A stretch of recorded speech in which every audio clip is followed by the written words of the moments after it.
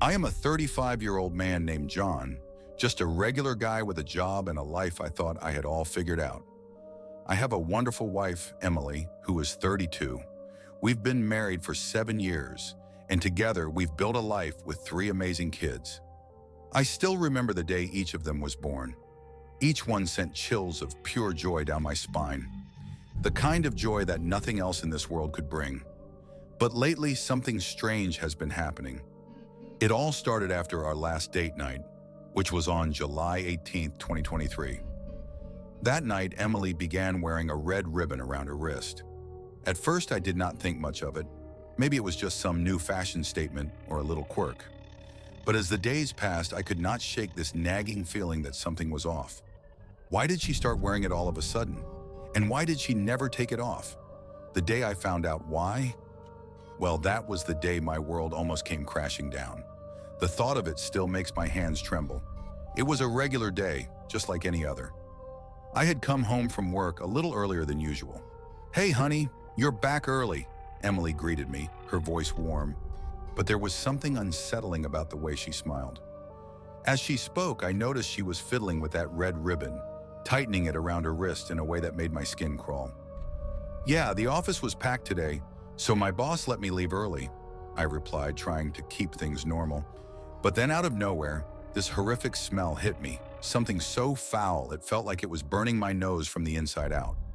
I gagged and immediately started looking around, trying to figure out where that stench was coming from. My eyes landed on Emily, who was sitting across the room, and that is when I realized the smell was coming from her.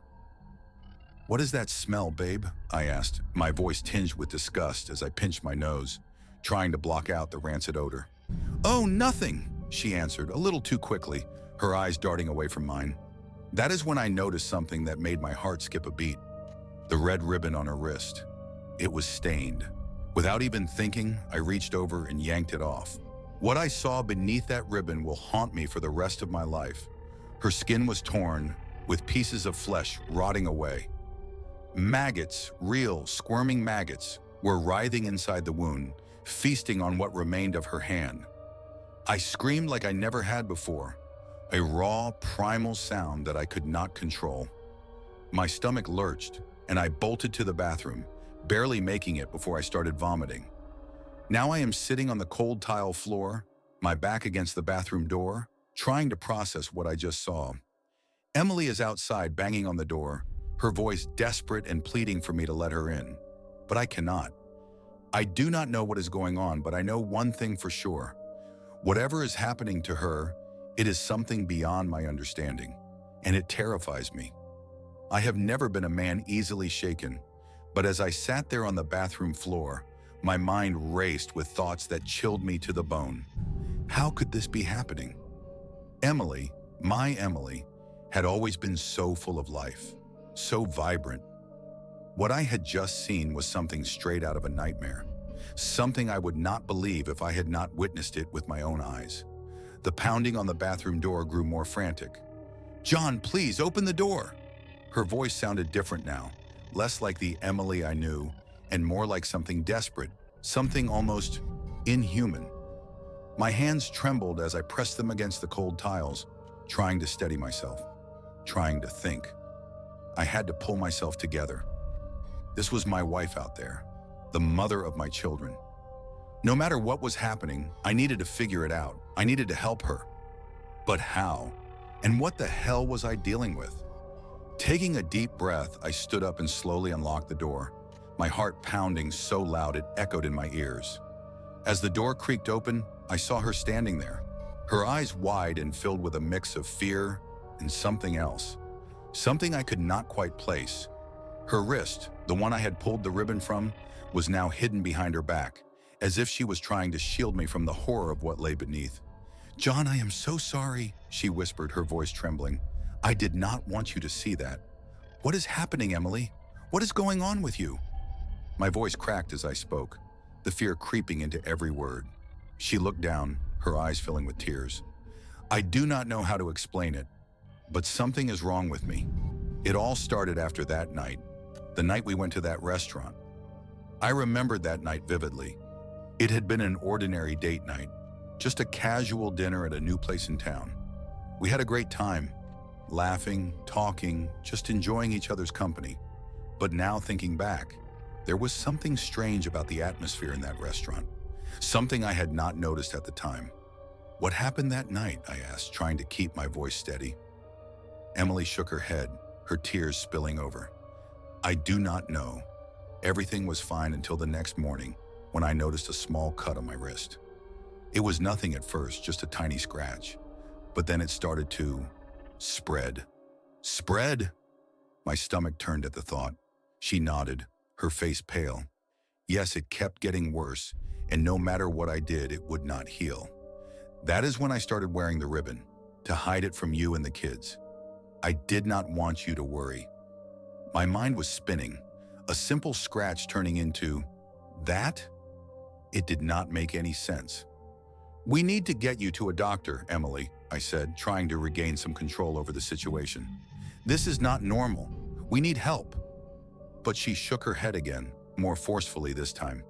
"No, John, you do not understand. It is not just a wound. It is something else. Something evil." Her words sent a shiver down my spine. Emily was not one to believe in the supernatural, and neither was I, but the way she said it, the sheer terror in her voice, made me question everything I thought I knew. "What do you mean evil?" I asked, my voice barely a whisper. She looked at me, her eyes filled with a fear I had never seen before. I think something came back with us from that restaurant, something that is trying to take over me." I felt a cold sweat break out on my forehead. This could not be real. It had to be some kind of nightmare I would wake up from any minute now. But the look on her face told me it was all too real. "What are we going to do?" I asked, my voice shaking. Emily took a deep breath, steadying herself. "I do not know, John, but whatever it is, we need to figure it out before it is too late." The night seemed to stretch on forever after that conversation. Emily and I sat in silence, the weight of her words hanging in the air like a dark cloud. Neither of us knew what to do or where to turn for help. I could see the exhaustion in her eyes, the fear gnawing away at her sanity. I was scared too, but I could not let it show.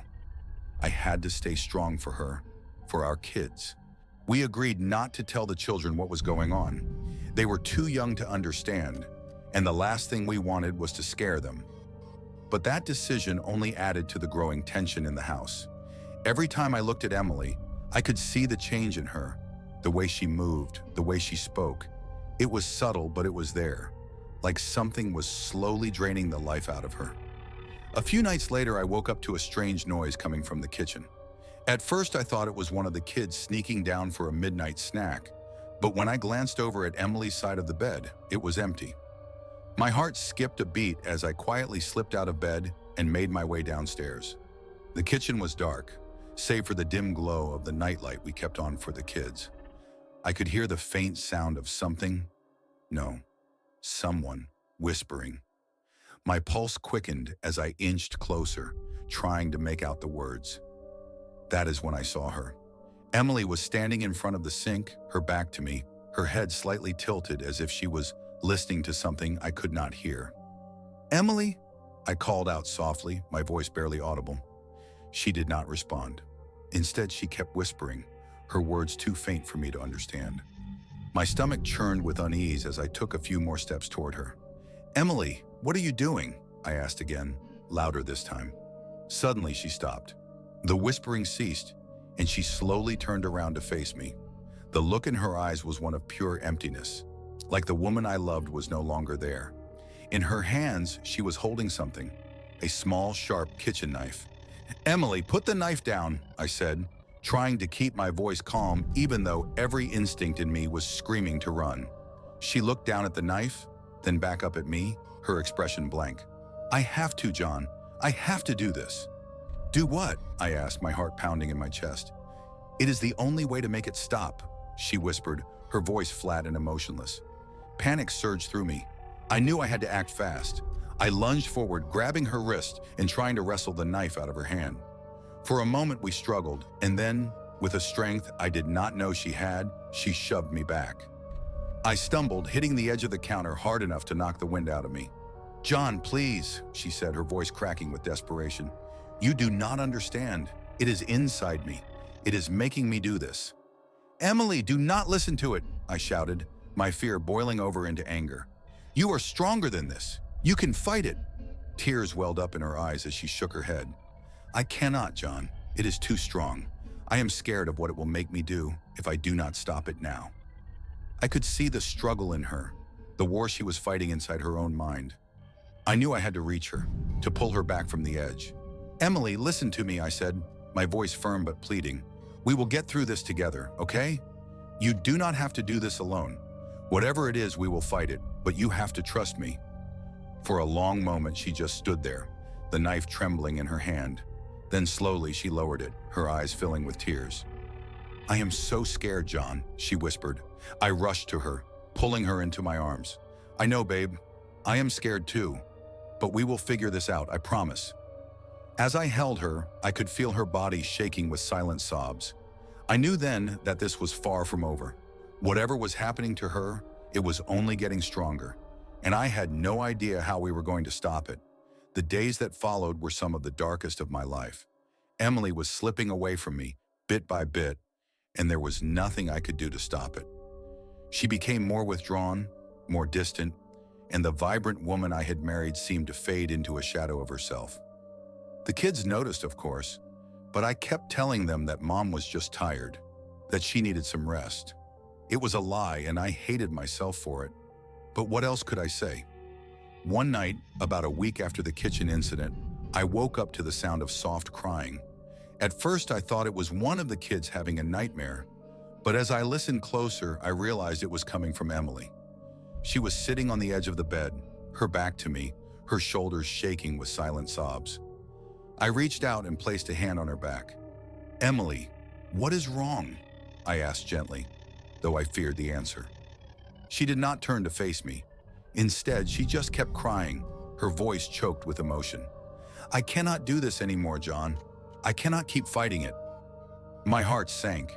I could hear the hopelessness in her voice, the resignation that terrified me more than anything else. "Emily, you do not have to do this alone. We will get help. We will find someone who can make this go away." She shook her head slowly. "It is too late. It is already inside me, and it is growing stronger. I can feel it, John. I can feel it taking over." I hung up and immediately went to wake Emily. She stirred as I gently shook her shoulder, her eyes fluttering open. "John, what time is it?" "It is early, but we need to go," I said softly. "I found someone who can help us, a priest. We need to leave now." She nodded weakly, too exhausted to argue. I helped her out of bed and we quickly got dressed. I could see how fragile she had become, her skin almost translucent, her movements slow and labored. It was like she was fading away right before my eyes. We got the kids ready, explaining that we were going to visit a friend and that they would be staying with their grandparents for the day. I tried to keep my voice cheerful, but I could see the worry in their eyes. They knew something was wrong, even if they did not understand what it was. The drive to St. Michael's Church was quiet, the only sound being the soft hum of the car engine. Emily stared out the window, her eyes distant, as if she was somewhere else entirely. I reached over and took her hand, squeezing it gently. "We are going to get through this, Emily, I promise." She gave me a faint smile, but it did not reach her eyes. "I hope you are right." When we finally arrived at the church, Father Thomas was waiting for us at the entrance. He was an elderly man, his face lined with age and wisdom, but his eyes were sharp and piercing, filled with a quiet strength. "Welcome, John. Emily," he said, nodding to each of us in turn. "Please come inside." The church was cool and dimly lit, the air heavy with the scent of incense. Father Thomas led us to a small room off to the side, where a simple wooden table and 2 chairs were the only furnishings. "Sit," he instructed, and we obeyed, Emily sinking into the chair as if her legs could barely hold her up. Father Thomas sat across from us, his expression serious. "What we are dealing with is not something to be taken lightly. This entity that has attached itself to Emily is a powerful force. It feeds on fear, on despair. The more you give into it, the stronger it becomes." "But how do we get rid of it?" I asked, desperation creeping into my voice. Father Thomas looked at Emily, his eyes filled with compassion. We must perform a cleansing ritual, one that will require all of your strength and faith. It will be difficult, and it will test you both in ways you cannot imagine. But if you are willing to fight, then there is hope. Emily nodded, her voice barely above a whisper. I will do whatever it takes. Good, Father Thomas said, standing up. Then let us begin. Father Thomas led us deeper into the church, down a narrow hallway lined with flickering candles. The light cast eerie shadows on the walls, making the old stone seem alive.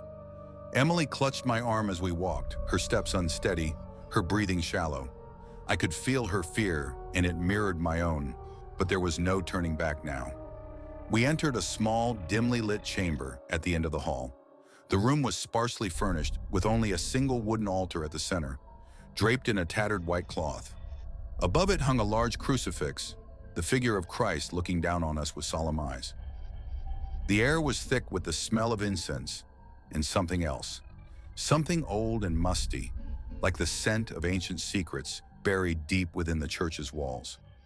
Father Thomas began to prepare for the ritual, his movements deliberate and measured. He lit candles at each corner of the room and then took a vial of holy water from the altar, sprinkling it around the room as he muttered prayers under his breath. Emily and I watched in silence, our hearts pounding in unison, unsure of what was to come. Emily, Father Thomas said as he turned to face us, you must lie down on the altar. This is where the ritual will take place. I felt a surge of panic at the thought of her lying there, so vulnerable, but Emily nodded, her face pale and resolute. She moved slowly, as if every step took all the strength she had left. I helped her onto the altar, my hands trembling as I guided her down. She looked up at me, her eyes filled with trust and fear. Stay with me, John, she whispered. I am not going anywhere, I promised, my voice thick with emotion. Father Thomas began the ritual, his voice rising and falling in a rhythmic chant that echoed off the stone walls. He held a crucifix over Emily's chest, his prayers growing louder and more intense with each passing moment. I stood by her side, holding her hand tightly, praying silently for this to work, for whatever was inside her to be driven out. At first, nothing happened. Emily lay there, her eyes closed, her breathing steady. But then, as Father Thomas's prayers reached a fever pitch, something changed. The air in the room grew heavy, oppressive, as if the very atmosphere was pressing down on us. Emily's body began to tense, her breathing growing labored. Her hand gripped mine with surprising strength, her nails digging into my skin. John, she gasped, her voice strained. It is here. It is fighting back. Father Thomas did not stop. His prayers grew louder, more commanding, as if he was trying to force the entity out through sheer will. Emily's body arched off the altar, her back bending at an unnatural angle, her face contorted in pain. I could see her struggling, battling against whatever was inside her, and it broke my heart to watch her suffer. Suddenly, a low, guttural growl filled the room, a sound that was not human. It seemed to come from everywhere and nowhere all at once, vibrating through the very stones of the church. Emily's eyes flew open, and for a brief moment, they were not her eyes at all. They were dark, empty voids, filled with a malevolent force that sent a chill down my spine. Emily, fight it, I shouted, my voice breaking with desperation. You are stronger than it is. She let out a scream, a sound of pure agony and defiance, as her body writhed on the altar. The growling grew louder, more intense, until it felt like the whole room was shaking. Father Thomas continued his prayers, his voice unwavering, his faith unshakable. And then, just as suddenly as it began, it stopped. The growling ceased, the air cleared, and Emily's body went limp on the altar. The silence that followed was deafening, as if the very world was holding its breath. Emily, I whispered, my heart pounding in my chest. Emily, can you hear me? For a moment, she did not move. I feared the worst, that whatever had possessed her had taken her with it. But then, slowly, she opened her eyes. They were her eyes again, soft, warm, and filled with tears. John, she whispered, her voice weak but her own. It is gone. I can feel it. It is gone. I felt a wave of relief wash over me, tears streaming down my face as I pulled her into my arms. "Thank God," I murmured, holding her close. "Thank God." Father Thomas lowered the crucifix, his face etched with exhaustion, but also with satisfaction. "It is done," he said quietly. "The entity has been banished." I looked at him, gratitude overflowing in my heart. "Thank you, Father. I do not know how to repay you." He shook his head, a weary smile on his lips. "No thanks are necessary. You and your wife showed great courage tonight, but be vigilant. Such entities are drawn to fear and despair. Keep your faith strong, and you will be safe." I nodded, still holding Emily close. "We will. We will never forget this." As we left the church, the first light of dawn was breaking on the horizon. It felt like a new beginning, a chance to start over. Emily leaned on me as we walked, her steps still unsteady, but there was a strength in her that had been missing for so long. We had faced something truly terrifying, and we had come out the other side together. But as we drove home, a nagging thought lingered in the back of my mind, a fear that this was not truly over, that some darkness still lurked, waiting for the right moment to return. I pushed it aside, focusing on the warmth of the morning sun and the woman beside me. Whatever the future held, we would face it together. Life gradually returned to normal after the ritual. Emily's strength came back day by day, and soon our home was filled with laughter and warmth again. The kids were thrilled to have their mom back, and for a time, it felt like we had truly left the nightmare behind. I had been worried that the darkness might return, but as the weeks passed, those fears began to fade. Emily was herself again, happy, healthy, and full of life. The shadows that had haunted her eyes were gone, replaced by the warmth and love I had always known. One evening, as the sun set and painted the sky in soft shades of orange and pink, Emily and I sat on the porch, watching the kids play in the yard. She reached out and took my hand, squeezing it gently. "Thank you, John," she said, her voice soft and sincere, "for everything. I do not know what I would have done without you." I smiled, squeezing her hand in return. We got through it together, and that is what matters. It is over now.